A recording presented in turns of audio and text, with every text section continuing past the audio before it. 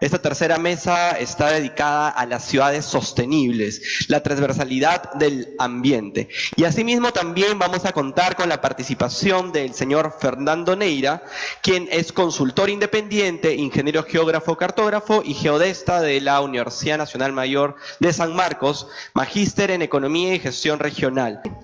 Seguimos ahora con Fernando. Fernando nos va a contar sobre los retos específicos que vemos en el informe sobre contaminación de aire por vehículos, las limitadas áreas verdes que tenemos en Lima. Así que no les adelanto más, pero por favor, Fernando. Gracias. Muchas gracias. Muy buenas tardes con todos y felicitaciones a Mariana y su equipo por estos 9 años. He sido testigo de todo el avance, impulso y hoy Lima Como Vamos es una marca, ¿no? Yo creo que es un referente importante para investigadores, para políticos y para quien está preocupado por su ciudad, ¿no? Bueno, un aspecto que destaca el informe, el reporte de este año, es justamente la preocupación de la ciudadanía respecto al nivel de contaminación por vehículos, ¿no? Y obviamente creo que es un tema que lo vivimos y lo sufrimos todos a diario, ¿no? Lamentablemente vivimos en una ciudad en la cual la planificación ha estado centrada más en la infraestructura, creyendo de que poniendo más pistas, poniendo más carriles, solucionamos el problema de la velocidad. Y en general lo que está sucediendo es que estamos ahogándonos en una nube de contaminación que nos va a pasar la factura poco a poco, ¿no?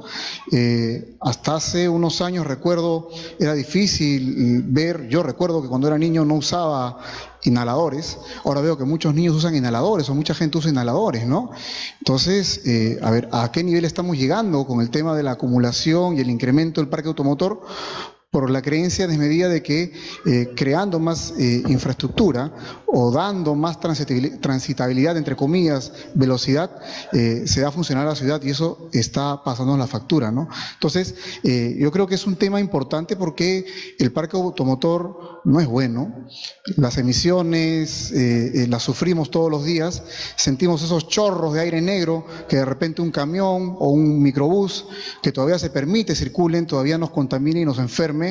Y es un tema que se acumula en nuestro cuerpo, ¿no? Y con el tiempo eso nos va a pasar la factura. Entonces, hay un tema importante en el cual tiene que haber un nivel de decisión política por parte de la autoridad nacional y un nivel de concertación a nivel de las autoridades subnacionales. No tenemos autoridad metropolitana en términos fácticos, por así decirlos. Hay que concertar con los 43 alcaldes para ver cómo dar una solución a partir de esta autoridad metropolitana sobre básicamente qué hacer con el tema del transporte vehicular que genera pues estas aglomeraciones innecesarias muchas veces y que genera pues un problema de integridad a las personas, ¿no? Por eso un tema importante es que debemos pasar de una planificación centrada en vehículos a pasar a una planificación centrada en la persona, ¿no? La persona es el punto más importante de la planificación y es el eje que debe mover el tema de la ciudad para construir nuevamente el tiempo en Lima, ¿no? Otro aspecto importante es justamente el tema de las emisiones que generan los vehículos, ¿no? Y el nivel de contaminación y ruido, que también es otro aspecto que se destaca dentro, digamos, del reporte, ¿no? Un aspecto también importante que destaca el reporte es la ausencia de áreas verdes, ¿no? La ausencia de áreas verdes que tiene que ver con el reflejo, digamos, de lo que hemos construido como ciudad, ¿no?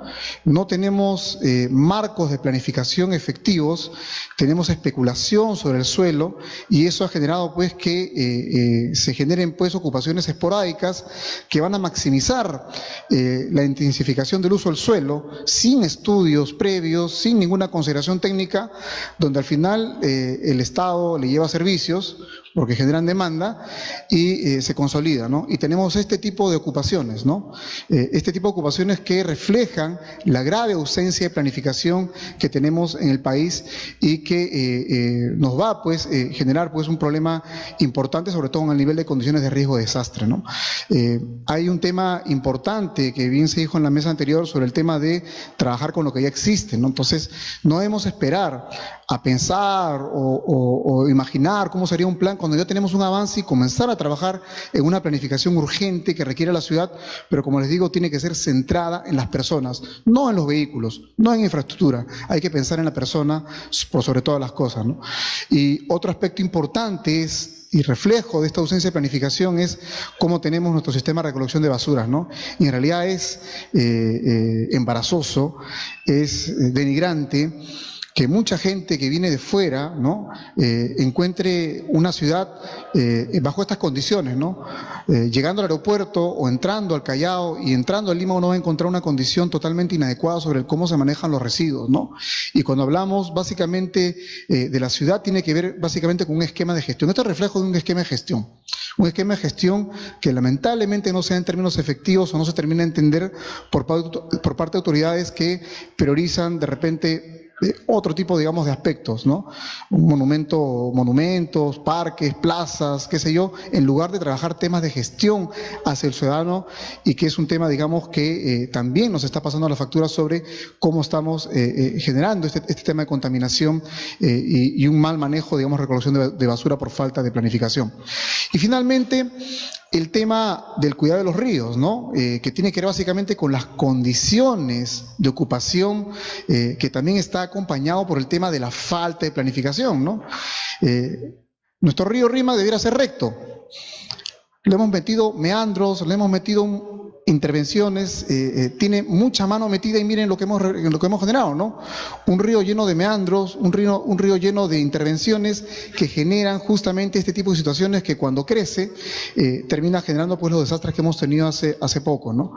Nuevamente, la ausencia de planificación, priorizar la inversión y gastos en planificación.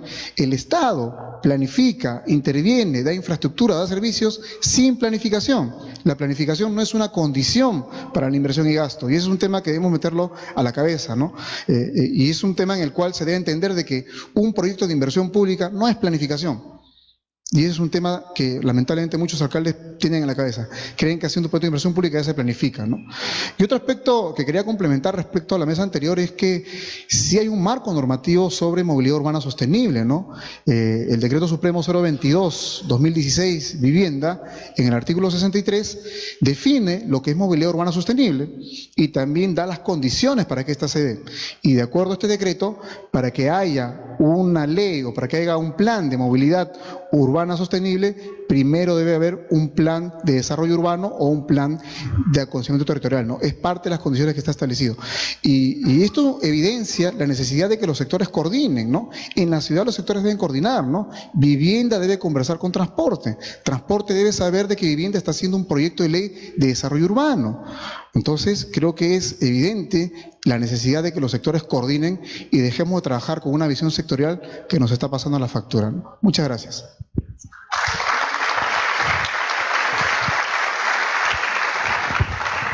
Muchas gracias, Fernando. Y muy buena síntesis de estos retos que tenemos en temas de residuos, en temas de contaminación, en temas de áreas verdes y en temas de falta de sinergias, falta de trabajar en equipo entre sectores.